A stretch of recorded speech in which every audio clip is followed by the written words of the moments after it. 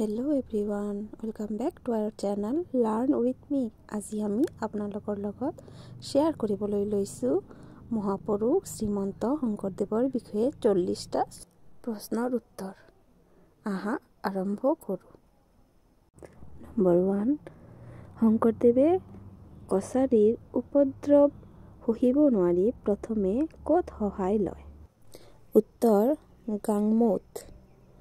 2 number, শংকৰদেৱক ভাগৱতখন দিয়া লোকজন কোন? উত্তৰ জগদীশ মিশ্ৰ। 3 নম্বৰ, ভাগৱত গ্ৰন্থ শংকৰদেৱৰ কোন শ্ৰেণীৰ ৰচনা বুলি ধৰিব পাৰি? উত্তৰ অনুবাদমূলক। 4 নম্বৰ, তলৰ বাক্যকেইটাৰ কোনটো শুদ্ধ? এইটো এটা মাল্টিপল চইচ কুৱেশ্যন। শংকৰদেৱ অসমীয়া নাট্য সাহিত্যৰ জন্মদাতা। ক নম্বৰ। খ নম্বৰ, ওজাপালিৰ প্ৰভাৱেৰে তেওঁ বৰগীত ৰচনা কৰে। গ নম্বৰ, শংকৰদেৱৰ প্ৰথম নাট কলিগোপাল। ঘ নম্বৰ, শংকৰদেৱৰ নাটকক প্ৰহসন বোলে। শুদ্ধ উত্তৰটো হৈছে ক নম্বৰ, শংকৰদেৱ অসমীয়া নাট্য সাহিত্যৰ জন্মদাতা। 5 নম্বৰ, শংকৰদেৱৰ প্ৰথম কাব্যখনৰ নাম কি? উত্তৰ হৰিশ্চন্দ্ৰ উপাখ্যান। 6 নম্বৰ, শংকৰদেৱে 2 ধৰণৰ গীত ৰচনা কৰিছিল, সেইবোৰ কি? উত্তৰ গীত আৰু ভটিমা। 7 নম্বৰ, শংকৰদেৱৰ ভক্তি তত্ত্বমূলক গ্ৰন্থ কোনখন? উত্তৰ ভক্তিপ্ৰদীপ। 8 নম্বৰ, কীৰ্তনৰ ৰচক কোন?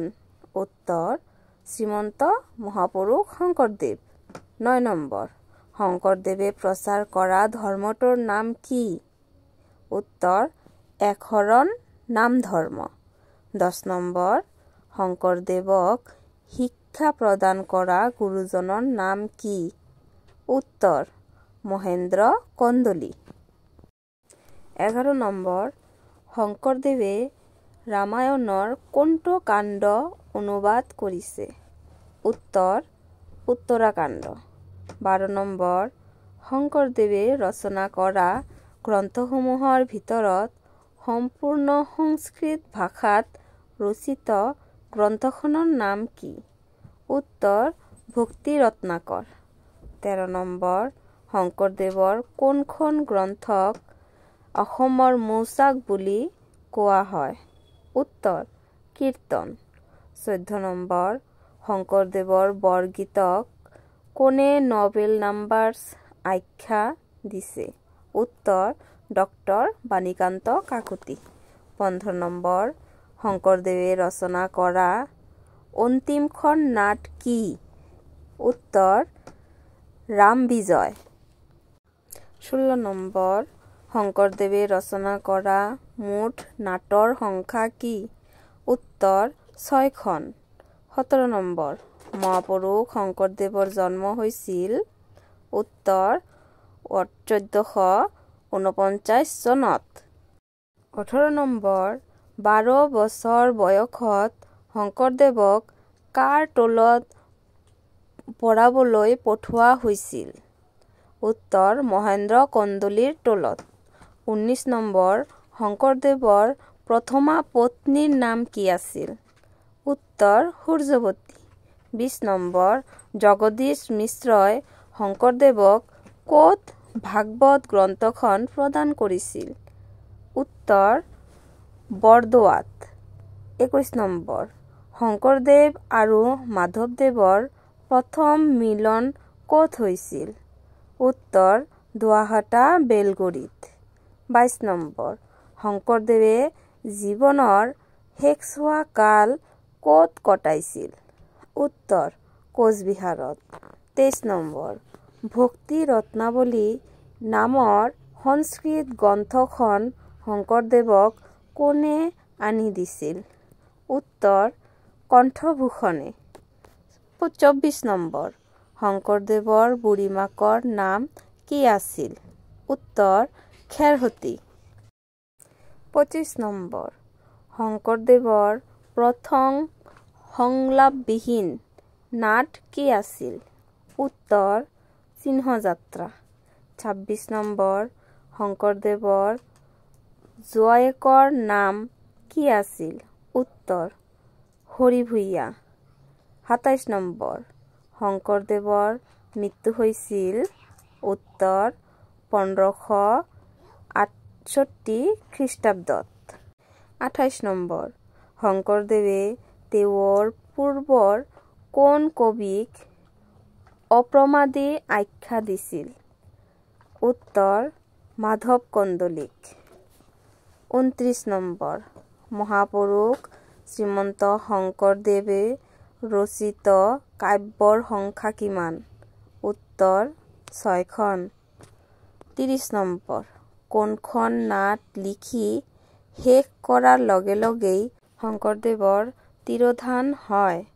উত্তৰ ৰামবিজয়। ৩১ নম্বৰ শংকৰদেৱৰ কবিত্ব প্ৰতিভাৰ শ্ৰেষ্ঠ নিদৰ্শন বুলি কোনখন পুথিক কোৱা হয়? উত্তৰ কীৰ্তন। ৩২ নম্বৰ শংকৰদেৱৰ কীৰ্তন গ্ৰন্থখনক কোনে এখন গ্ৰন্থৰূপে লিখিছিল? উত্তৰ ৰামচৰণ ঠাকুৰে।